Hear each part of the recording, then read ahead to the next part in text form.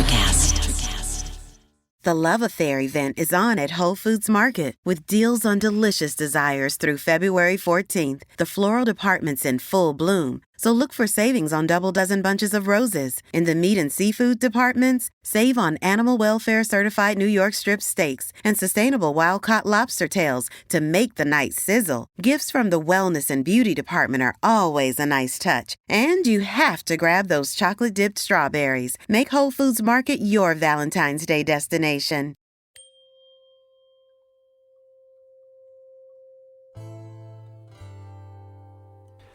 Welcome to Tune In to Sound Wellbeing, the podcast where Amanda Mackay, our sound therapy expert, unlocks the healing potential of sound therapy and tuning forks in wellness. I'm Stephen, your co-host, joining Amanda on this journey into the world of frequencies and vibrations. So whether you're a curious learner or wellness enthusiast, our show offers you fresh insights and practical knowledge. Come with us to uncover the mysteries of sound, embrace new wellness perspectives, and experience the transformative magic of frequencies and vibration. Tune into Sound Wellbeing is here to harmonise your mind, body, and soul.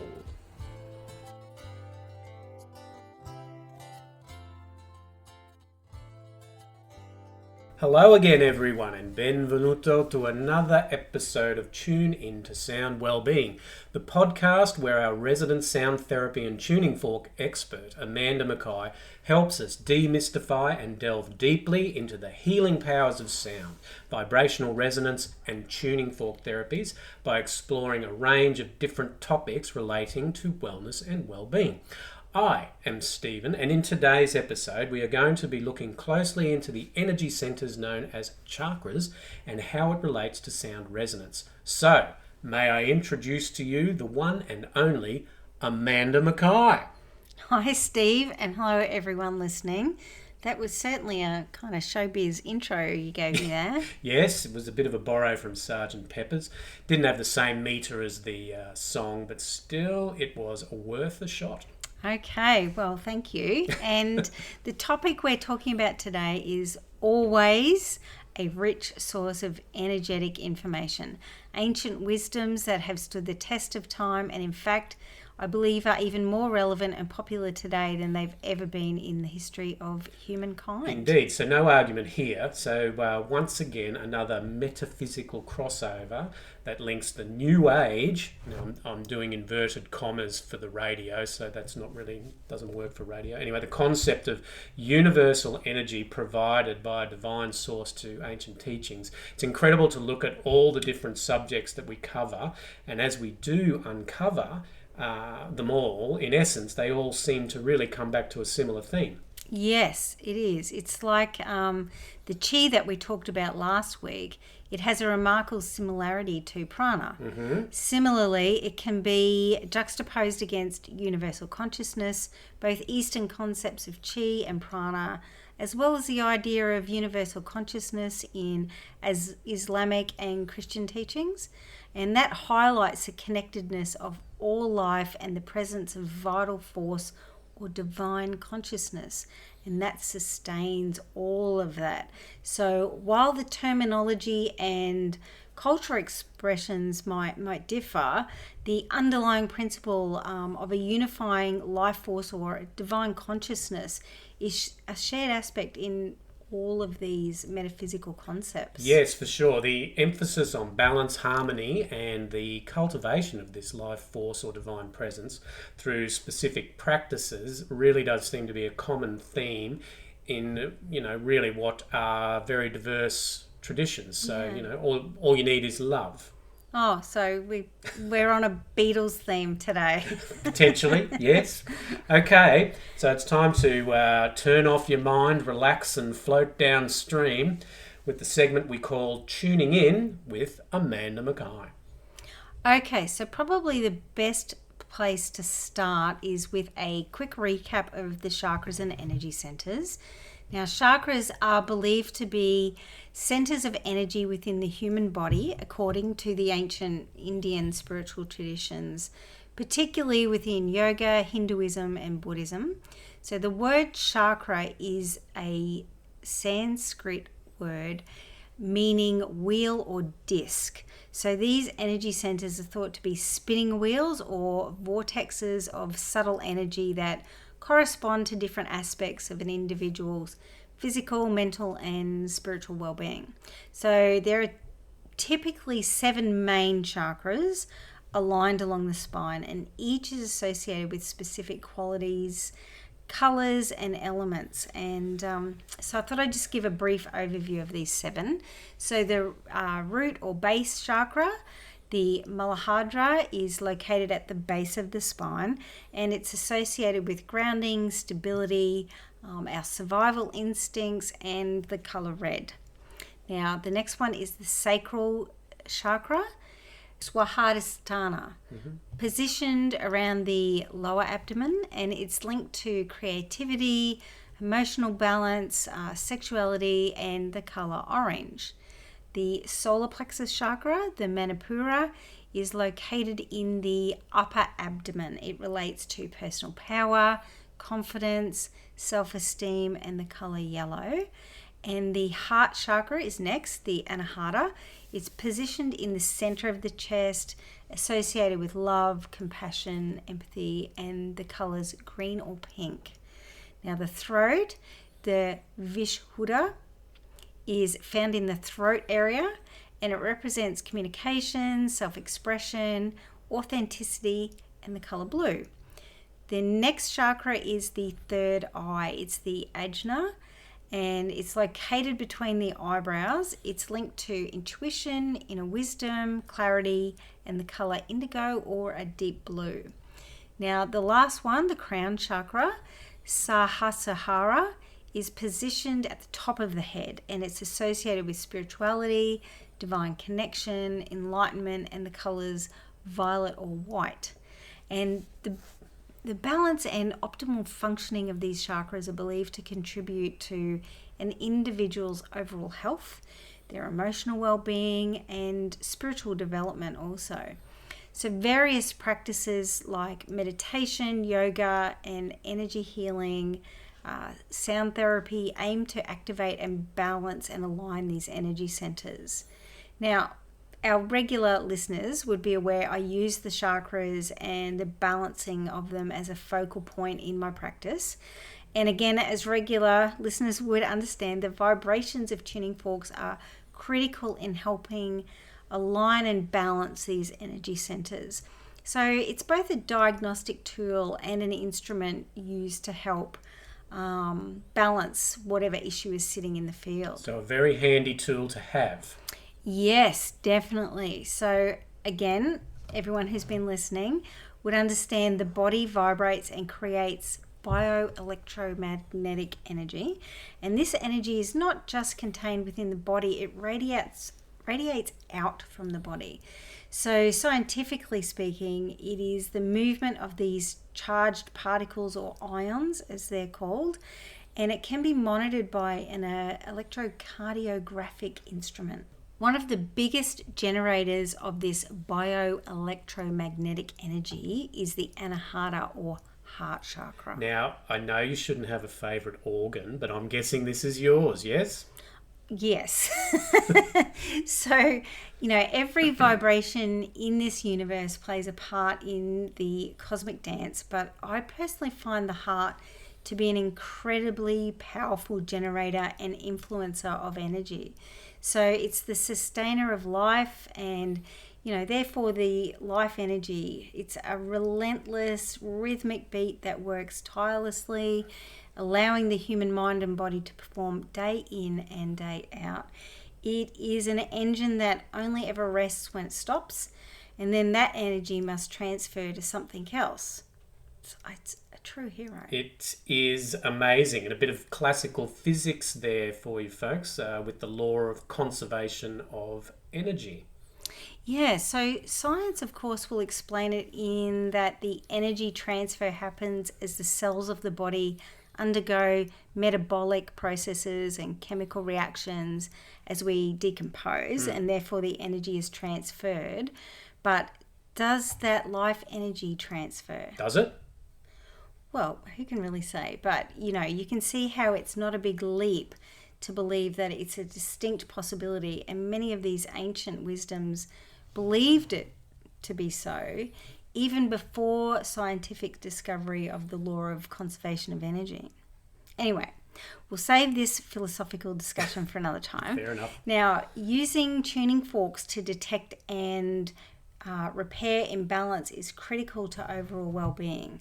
So each of the chakras relate to different body parts and areas around the body, and each represents a range of different archetypes. So each body organ vibrates at a different frequency. So using the heart as an example, it will release different energy as it retracts and expands anywhere from 0.05 to 10 hertz. Now the brain, depending on the type of waves, like the alpha, theta, gamma, delta, up to say 30 hertz. Plenty of Greek lettering for mind waves. Yes, that's right. So now your muscles, your nerves, your eyes and your stomach all produce varying frequencies. So tuning this with a corresponding fork is not necessarily done by trying to find a fork to sing in unison, so to speak. But, finding a fork at 30 hertz for the brain, for example, because this is where the body emits a range of different vibrations. So the key here is to choose something that will harmonise, energise and balance. So, this is not an exhaustive list that I'm going to give you now, but it's a bit of an overview. Okay. So the root or base chakra, it's associated with not really organs, but more things like back pain, sciatica, that type of thing. It's often associated with the lowest audible range around 256 hertz. And the sacral chakra, so it is associated with organs within the reproductive system, kidneys, bladder. The corresponding frequencies around 288 hertz. The solar plexus, now this there's a whole heap here. It's like the digestive organs, the stomach, liver, gallbladder, pancreas, and the adrenal glands, the spleen, and the corresponding frequency around 320 hertz.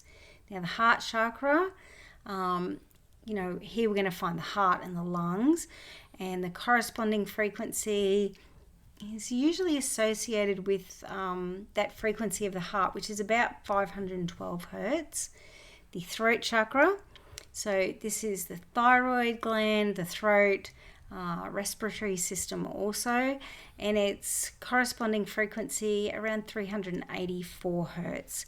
Now these last two are about intuition and higher self, but also associated with organs, and therefore you can use tuning forks to help balance and subsequently unblock or open these channels.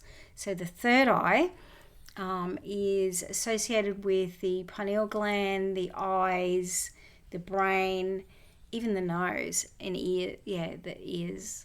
The Love Affair event is on at Whole Foods Market with deals on delicious desires through February 14th. The floral department's in full bloom, so look for savings on double dozen bunches of roses. In the meat and seafood departments, save on animal welfare certified New York strip steaks and sustainable wild-caught lobster tails to make the night sizzle. Gifts from the wellness and beauty department are always a nice touch. And you have to grab those chocolate-dipped strawberries. Make Whole Foods Market your Valentine's Day destination. And the crown chakra is associated with pituitary gland and the brain also. Okay, so about tuning and harmonising, not necessarily being in the same frequency as these parts of the body. Yeah, that's correct. And also we must remember that the energy or prana flows not only throughout the body but also outside the body in what we call the field, the biofield. Yep. And tuning forks will detect resistance in this field, and then due to their precise calibration, the resonance will try and harmonise and balance that and the body back into resonance. So a two for the price of one. That's a handy tool there to have. Yes, both diagnostic and therapeutic in that sense, yeah. So, well, another truly fascinating tuning in there, Amanda. My brain waves are now pumping at 30 hertz for sure. So after that, so that it sort of signals now that it's time for our Curious Conversations segment, where I get to pick Amanda's brain by asking questions about today's topic. Great. So, Amanda, when you're assessing what to work on with people, you obviously would first ask them if there's anything in particular that's causing them issue. What are some classic examples of issues and which chakra they might relate to? And then how would you go about balancing the prana? Okay, so usually when someone comes in, they're dealing with various issues, and it's understanding the connection of that with the chakra. That's crucial, really. So for instance, someone experiencing issues with self-expression or communication might be dealing with an imbalance in the throat chakra. So this is the Vishuddha, and this could manifest as difficult expressing thoughts, feeling unheard, coughing a lot, even that clearing the throat. So when it comes to balancing the prana or life force energy associated here, the tuning forks are a great way to do this. So each chakra resonates at a specific frequency, and by using a tuned fork that corresponds to that frequency of the throat chakra, we can stimulate energetic balance. It's a bit like tuning an instrument. It's bringing the energy centers into harmony. So I guide clients through a session where the vibration of the tuning forks help clear any dissonance and align the energy. So it's a fascinating process, really, and many individuals do report feeling more centered, open, and expressive after sessions. You can actually feel it. It's like it's lighter. And it's a holistic approach that combines energy work with a client's active participation in their own healing. And the vibrations bring the chakra into alignment, yeah? Exactly, Steve, Right. yeah. So the vibrations from the tuning fork acts as a sort of energetic massage for the chakra. And when we introduce the specific frequency that resonates with a particular chakra, it's like sending ripples through a pond, and it disrupts any stagnant or blocked energy. And this process helps to release tension and realign the chakra to its optimal frequency. Right. So it's not just about addressing the symptoms, but getting to the root of the energetic imbalance. So by bringing the chakra into alignment, we're promoting a healthier flow of energy throughout the entire system. Now, clients often describe sensations of release, lightness, or even a warmth during the session, and it indicates that energy is flowing more freely. It really is a fascinating interplay between sound, vibration, and the subtle energies of the body. And the beauty of it is that it's non-invasive, and it really is a gentle way to support the body's natural ability to heal itself. Yes, healing itself. Now, that's a big one for me. The body is amazing at healing itself. I love the idea of using sound and vibration to help it along. So the next question, we often discuss these concepts in a somewhat abstract manner, but have you ever considered how the energy or prana or chi or life force or spiritual energy within us influences our daily lives and decisions and interactions with others? Yes, okay. So in essence, the state of our energetic being influences our perception, decision making, and the energy we radiate into the world.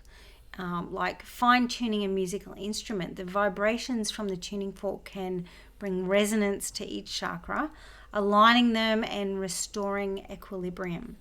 Now, this balance in turn affects how we navigate our lives, from the choices we make to the interactions with others. So what might be an example of an imbalance? So imagine somebody experiencing an imbalance in their solar plexus chakra, which is associated with our personal power and self-esteem. When this chakra is underactive, a person might struggle with feelings of inadequacy or have difficulty asserting themselves.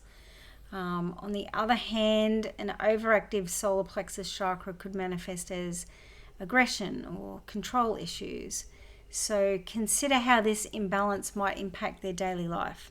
In a professional setting, they might find it challenging to speak up in meetings or take on a leadership role because they don't have that confidence. In personal relationships, they may struggle to set boundaries, and that leads to difficulties in communication and potential conflicts. Now, the beauty of energy healing, like tuning fork therapy, lies in its ability to address these imbalances. So by harmonizing the energies associated with the solar plexus chakra, the person can regain a sense of confidence and balance, positively influencing their interactions and overall well-being. Very cool. Yes, and all that collective energy is pooled into one huge prana or collective consciousness. So every single person's energy contributes to that. In fact, everything that has a vibration contributes to that. You know, we're just the ripples and the ocean is the underlying energy. So you need to ask yourself, what vibration am I contributing to the energy of the planet today? Indeed, that is a great question to ask yourself daily. And in fact, we are going to be talking about collective consciousness in a future episode. Yes, I'm really looking forward to that. It's going to be interesting for sure. Yes, yeah, me too. So now back to chakras and prana. And I guess kind of on topic, have you personally ever pondered the profound connection between our inner selves and the universal energies that surround us? Absolutely. It's really the core of my own personal growth and the work that I do. With connecting into collective energy, you can see how it influences you. You know, like they say, the people around you affect who you are. So they also are connected to that universal energy. And the profound connection between our inner selves and the universal energies really has been fascinating for me personally. Connecting in through my meditation and my practice. And there have been moments during my own path where I've felt a deep resonance with the energy around me. One particular memorable experience was during a meditation session. And as I focused on balancing my own chakras, tuning to the present moment, it felt like I could sense this subtle yet powerful connection to something greater. The stillness of the moment allowed me to tap into what seemed like a universal energy flow, and it was as if the boundaries of the self dissolved, and I became aware of being a part of a larger harmonious tapestry. Now, this realization not only enriched my personal practice, but deepened my understanding of how our inner energies intertwine with the vast interconnected web of the universe. So it's moments like these that remind me of that intricate dance between the microcosm and the macrocosm.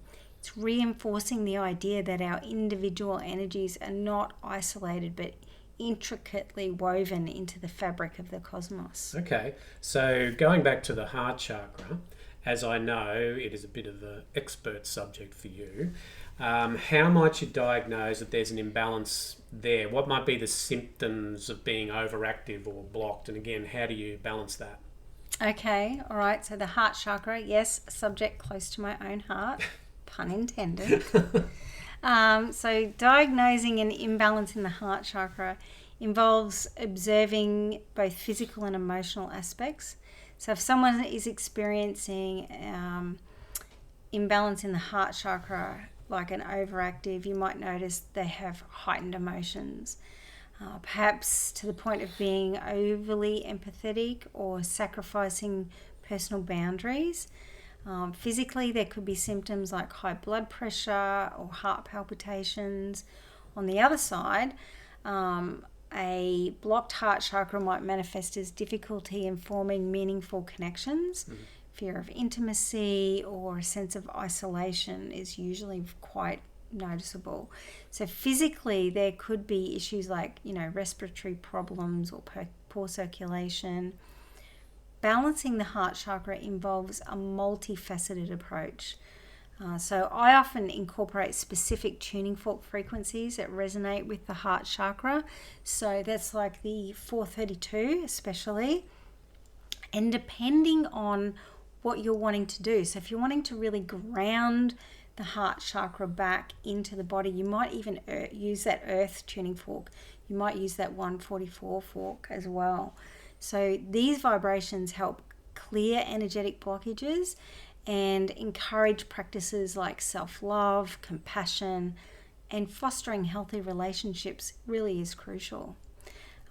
Breath work and heart-opening yoga poses are really wonderful allies in this journey. The goal is to create harmony, allowing that energy to flow freely. It's a beautiful process of aligning the spiritual and physical aspects, and it brings a profound sense of love and balance. Well, Valentine's Day is fast approaching, and usually it's associated, with a very linear romantic relationship to do with love and affection for another person. But really, it could go much deeper than that, couldn't it? Absolutely, Stephen, yeah. So while Valentine's Day traditionally focuses on romantic love, the essence of love goes much, much deeper. Resonating with the heart chakra and our connection to the universal energy or prana, self-love is a fundamental aspect that often gets overlooked. The heart chakra, being the center of love and compassion, extends its influence beyond external relationships. When we talk about love, it starts from within. Life is hard, but finding a really great podcast makes the days go by so much easier. Hi, my name is Blue Telusma. I'm a writer, an emotional intelligence coach, and the host of Humanize with Blue Telusma, a podcast where we believe that when you humanize everyone in the room, a great conversation is almost guaranteed. Join us every week here on Electricast as me and my guest co-hosts unpack big topics and interview even bigger personalities with a sense of humor and a dash of mischief. If you're looking for a new best friend in your head, we've got you covered. Electricast.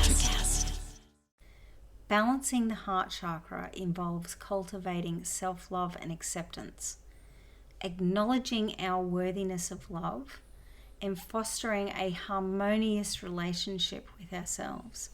This internal alignment with the energy of the heart chakra can significantly influence how we connect with others and the world around us.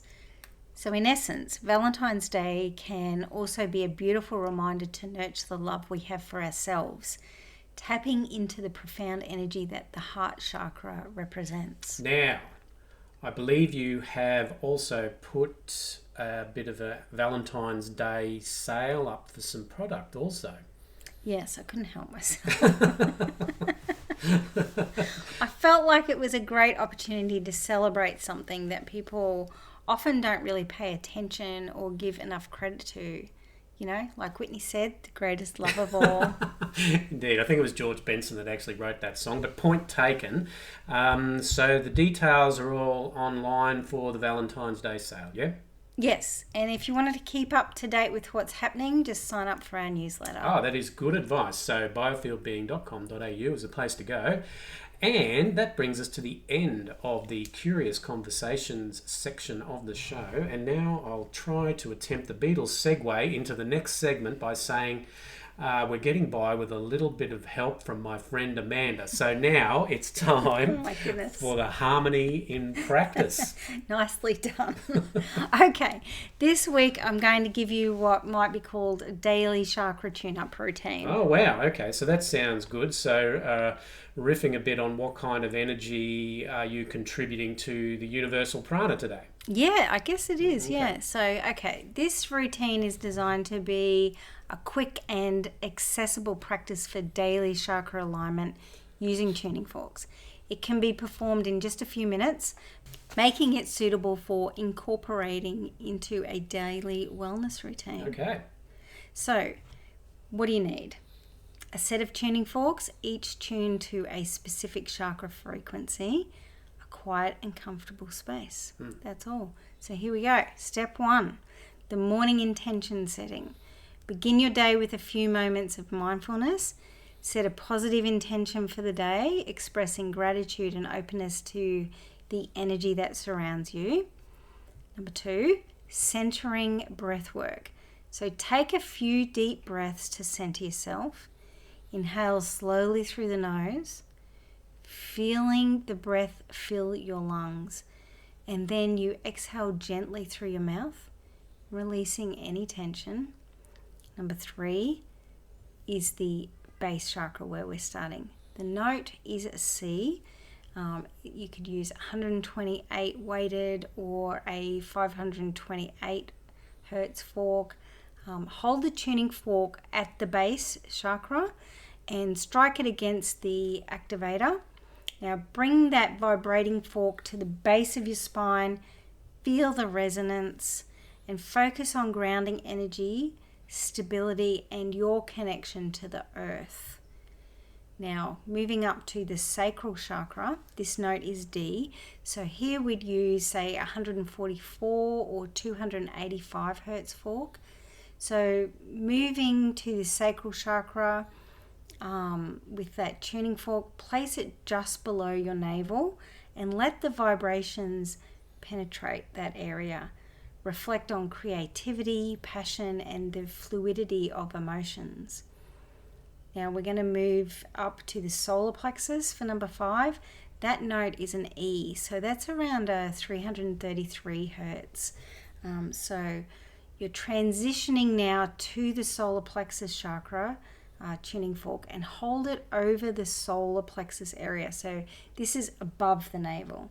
Now embrace that vibrational energy and just have the intention you're fostering confidence, personal power, and easing anything that's needing to balance in that digestive area.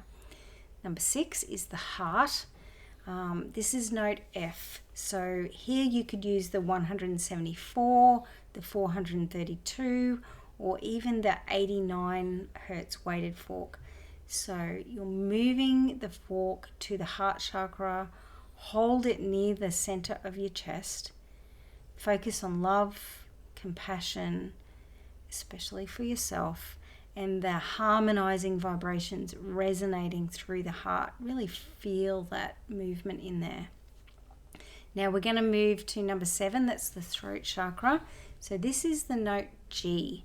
You might be looking at, say, 390 hertz, and you don't necessarily need that specific hertz. It's within that note of G. So you move to the throat with that tuning fork, place it near the base of your throat. So reflect on your communication, your self-expression, and the vibrational frequency of promoting your truth, who you are. Now we're moving into the 8th step, the third eye chakra. This note is A. So here you could use the 222 or 111 hertz forks. Now you're moving the fork to that third eye center. Hold it between the eyebrow area. Center your thoughts on intuition, insight, trusting yourself, and the frequency of connecting to your higher wisdom. Now, the last one, the crown chakra, step number 9. This is note B. You might look at, say, 125 hertz weighted fork, and you're concluding this routine by using this fork just above the crown of your head. So focus on your spiritual connection, the divine energy, and the higher consciousness that you're trying to connect with through this chakra. Now, number 10, closing the meditation.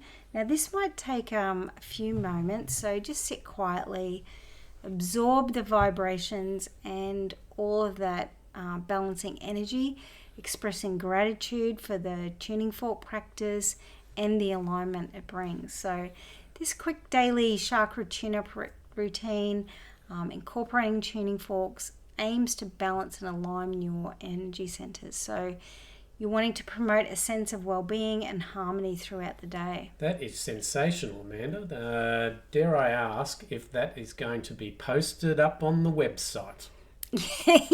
Yes. That would please me. Fantastic. And a Beatles-themed ending to the segment. So good. Yes, I was trying to quickly think of something there. So that brings us to the close of this week's show. So I guess the question I have to ask is, what have you got in store for us next week, Amanda? Okay, so next week we're going to discuss how archetypal images and symbols connect with sonic vibrations. Now that is going to be an action-packed episode, weaving all that we have learned so far in archetypal images. I can't wait. And finally, a closing thought from you. Okay, so let's keep on echoing the wisdom of the Beatles. Oh, fantastic. All you need is love. To all of you, I say embrace the power of love within and around you as you navigate the harmonies of your chakras and your life's energy. Love, after all, is the universal frequency. Sensational. You couldn't have pleased me more than with a Beatles-themed final thought.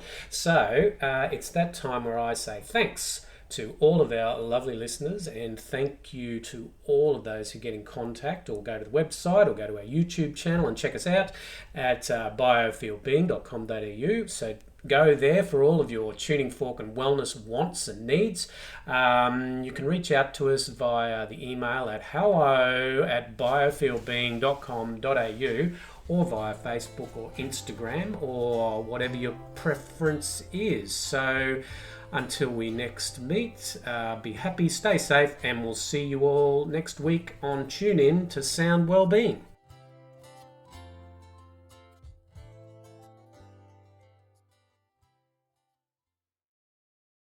Miles, are you ready to record our promo for Season 2 of the Wannabet podcast? David, have you ever seen a grown man naked? Miles, we're not here to quote lines from Airplane. We're here to tell people that Season 2 starts August 18th.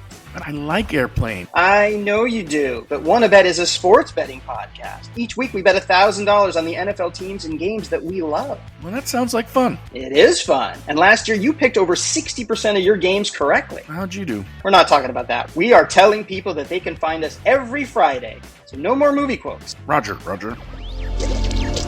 Electricast. Hey, what's happening out there, everybody? This is Lawrence Ross, and I'd like to tell you a little bit about my podcast, The Lawrence Ross Show. Egomaniac. It's a 2-hour weekly exploration into my mind. I also do sketches, celebrity impersonations. You're out of order! And I also do song parodies. Not too shabby for a blind guy. Not only are you visually impaired, but you are geographically impaired. New episodes are released every Friday. Check it out on your favorite podcasting platform or listen to it here on Society 13 on Electricast.